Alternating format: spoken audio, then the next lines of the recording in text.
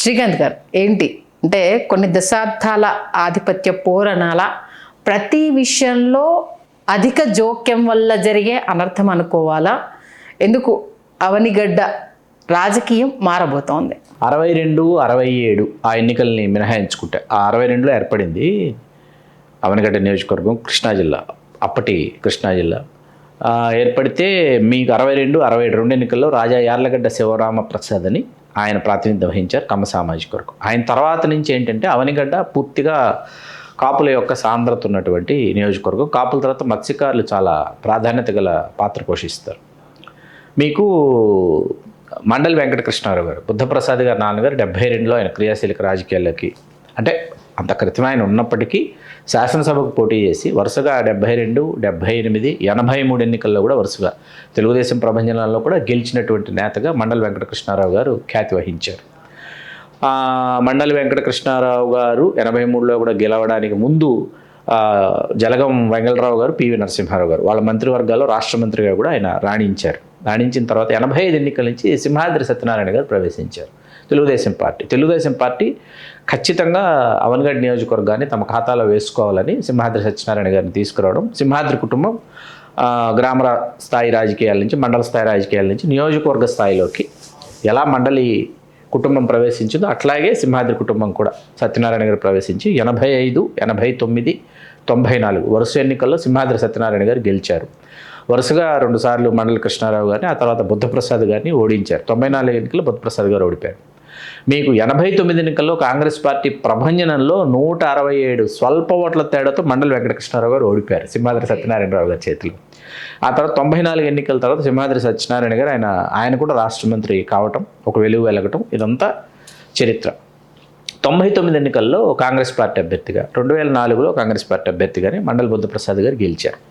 గెలిచిన తర్వాత సింహాద్రి సత్యనారాయణ గారు ఆయన పరమపదించడం. 2009 ఎన్నికలకి తెలుగుదేశం పార్టీ ఏం చేసిందంటే బందరు శాసనసభకి అట్లాగే బందరు లోక్సభకి అంత క్రితం ప్రాతినిధ్యం వహించిన అంబటి బ్రాహ్మణయ్య గారిని తీసుకొచ్చి ఆయన అవనిగడ్డలో నించోబెట్టి ఆయన 2009లో ఆయన గెలుపొందడం జరిగింది. 13 నాటికి ఏమైందంటే అంబటి బ్రాహ్మణయ్య గారు మరణించడం, ఉప ఎన్నికలో బ్రాహ్మణయ్య గారి కుమారుడు శ్రీహరిప్రసాద్ ఆయన గెలవటం జరిగింది.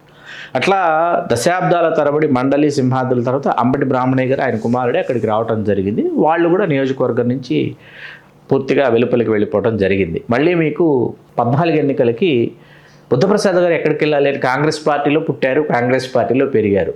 ఎవరూ ఊహించని విధంగా ఆయన తెలుగుదేశం పార్టీలోకి వచ్చి చేరారు. ఎవరు ఊహించలేదు. బుద్ధప్రసాద్ గారు అసలు కాంగ్రెస్ పార్టీని విడిచిపెట్టి తెలుగుదేశంలోకి వస్తారని ఎవరు ఊహించలే. ఈ మధ్యలో బూరగడ్డ రమేష్ నాయుడు గారిని ఆయన ఓడిపోతుండేవారు తెలుగుదేశం పార్టీ అభ్యర్థిగా.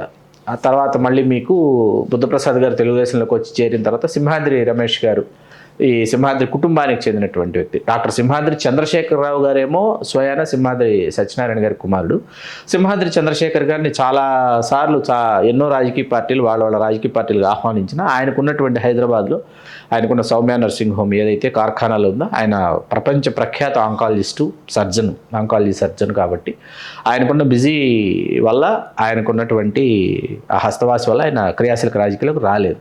వీళ్ళ కుటుంబానికి సంబంధించి సింహాద్రి రమేష్ బాబు గారిని ఆయన పోటీ చేస్తుండేవారు. 2009లో ఆయన ప్రజారాజ్యం పార్టీ నుంచి పోటీ చేశారు. 14కి వచ్చేటప్పుడు బుద్ధప్రసాద్ గారు గెలుపొందిన తర్వాత సింహాద్రి రమేష్ వైకాపాలో ఉన్నారు. 19 ఎన్నికలకి సింహాద్రి రమేష్ గారు గెలిచారు బుద్ధప్రసాద్ గారి మీద. 24 ఎన్నికలకు తిరిగి బుద్ధప్రసాద్ గారు ఇప్పుడు గెలుపొందారు. ఏ పార్టీ ద్వారా? జనసేనలో చేరారు. ఓకే. 14 ఎన్నికల్లో తెలుగుదేశం పార్టీలో గెలిచి డిప్యూటీ స్పీకర్ అయ్యి అంత క్రితం ఆంధ్రప్రదేశ్ రాష్ట్ర అధికార భాషా సంఘం అధ్యక్షుడిగా కూడా రాణించిన బుద్ధప్రసాద్ గారు 2024 ఎన్నికలకి ఎకాఎకిన ఎవరూ ఊహించని విధంగా 11th అవర్లో జనసేన పార్టీ కండువా ఒప్పుకోవాల్సి చివరి నిమిషం కదా. చాలా తిరుపతి, అవనిగడ్డ ఇట్లా కొన్ని నియోజకవర్గాల్ని జనసేనలోకి విడిచిపెట్టారు కూటమిలో భాగంగా. విడిచిపెట్టిన తర్వాత ఏమైందంటే మీకు ఇక్కడ మనం ఇప్పుడు మాట్లాడుకుంటున్న అంశం ఏంటంటే అన్ని పార్టీలు ఒక అభ్యర్థి వైపు చూస్తున్నాయి. ఆ అభ్యర్థి పేరు వికృతి శ్రీనివాసరావు, వికృతి ఇన్ఫ్రా అధినేత, రియల్టరు. ఆయన జనసేన నుంచి పోటీ చేస్తారు అని అందరూ ఊహించారు. అవనిగడ్డ నియోజకవర్గం ఏంటంటే ఒక దశలో మీకు బొండాడ ఇంజనీరింగ్ గ్రూప్ బొండాడ రాఘవేంద్రరావు గారి పేరు వినిపించింది. అట్లాగే సుప్రసిద్ధ క్రికెటర్ అంబటి తిరుపతి రాయుడు గారి పేరు వినిపించింది. ఇంకా స్థానికంగా అంత క్రితం మీకు 2019 ఎన్నికల్లో ముత్తంశెట్టి కృష్ణారావు గారు నోవా కాలేజెస్ ఆయన పోటీ చేస్తే 28,000 ఓట్లు ఆయనకు వచ్చినాయి. ఆయన తర్వాత అక్కడి నుంచి క్రియాశీలక రాజకీయాలు అక్కడి నుంచి ఆ నియోజకవర్గం నుంచి ఆయన వైదొలిగారు. కాసేపు అది పక్కన పెడితే ఇంతమంది పేర్లు వినిపించిన నేపథ్యంలో ఏంటంటే మీకు వికృతి శ్రీనివాసరావు గారి పేరు ఫైనల్స్కి వచ్చేసింది. ఫైనల్స్కి రావటం వెనుక వికృతి శ్రీనివాసరావు గారు ఏంటంటే ఖచ్చితంగా ఆయన స్థానికుడు, ఆ నియోజకవర్గానికి చెందినటువంటి వ్యక్తి. అట్లాగే అంచెలంచెలుగా ఆ నియోజకవర్గం నుంచి ఆయన రియల్టర్ రంగంలో కావచ్చు, మన హైదరాబాద్లో ఉన్న మినిస్టర్స్ క్వార్టర్స్ కూడా నిర్మించింది వారే, ఓకే, ఒక బిల్డర్గా. ఇట్లా ఎన్నో చెప్పుకోదగ్గ నిర్మాణాలని ఆయన చేపట్టడం కావచ్చు.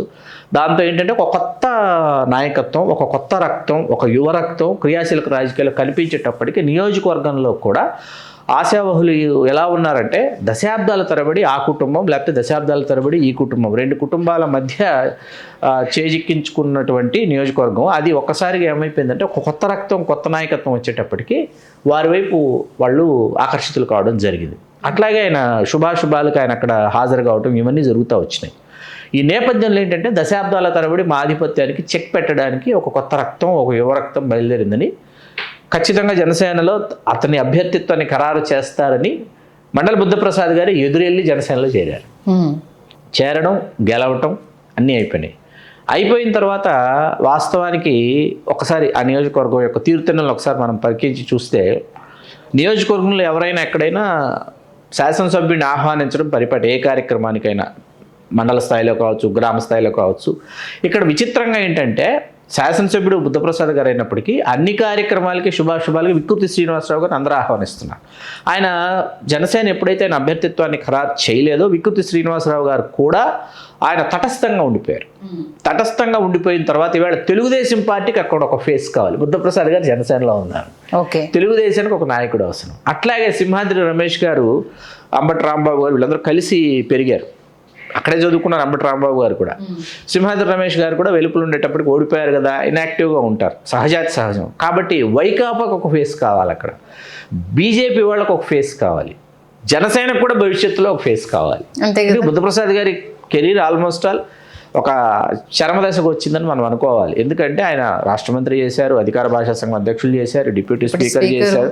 మండల వెంకట కృష్ణారావు గారు ప్రపంచ తెలుగు మహాసభలు ప్రారంభిస్తే ఆయన ప్రపంచ సాహితీ సభలు బుద్ధప్రసాద్ గారు ప్రారంభించారు. అట్లాగే తెలుగు భాషకి, తెలుగు సంస్కృతికి ఎనలేని సేవ చేసినటువంటి తెలుగు వారిలో బుద్ధప్రసాద్ గారు ఖచ్చితంగా ముందు వరుసలో ఉంటారు. ఎంత ముందు వరుసలో ఉంటారంటే తెలుగు భాషకి, తెలుగు సాహిత్యానికి ఎనలేని సేవ చేసినటువంటి, అసలు వేమన పద్యాల్ని పూర్తి స్థాయిలో వాటిని వెలికి తీసి పరిశోధించి వాటిని ప్రపంచానికి అందజేసిన Charles Philip Brown, C P Brown గారి సమాధి లండన్లో ఎక్కడుందో వెళ్ళి పరిశోధించి కనిపెట్టారు బుద్ధప్రసాద్ గారు. ఆ స్థాయిలో పరిశోధించారు ఆయన. అట్లాగే దివిరత్నాలని ఆ దివిసీమ అంటారు దాన్ని, అవనిగడ్డ ప్రాంతం. మీరు చూసారు లేదో నాకు తెలియదు.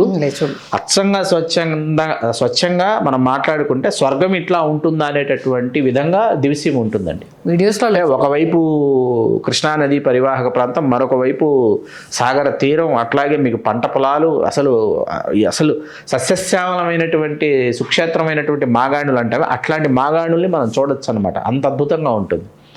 అలా అందరం కోనసీమ గురించి మాట్లాడతారు కానీ చాలామంది దివిసీమ గురించి మాట్లాడరు. మనకి అక్కడికి వెళ్తే కానీ అర్థం అవ్వదు అనమాట అది ఎంత అద్భుతంగా ఉంటుందని చెప్పేసి. అలా దివి రత్నాలని చెప్పి ఆ దివిసీమలో పుట్టిన తెలుగు మహామహనీయులు అందరి గురించి ఒక అద్భుతమైనటువంటి సమాచారం, గ్రంథాలు, వాటినన్నింటినీ వెలుగు తీసుకొచ్చారు బుద్ధప్రసాద్ గారు. అయితే ఇక్కడ ఏంటంటే దశాబ్దాల తరబడి ఒక తరహా రాజకీయాన్ని, ఒక తరహా పెద్దరికాన్ని, ఒక తరహా వ్యక్తిత్వాల్ని చూసేసినటువంటి సరికొత్త ప్రజానీకం ఏంటంటే ఒక సరికొత్త నాయకత్వాన్ని ఆశిస్తుంది, సరికొత్త ముఖాల్ని వాళ్ళు కోరుకుంటున్నారు నియోజకవర్గ స్థాయిలో.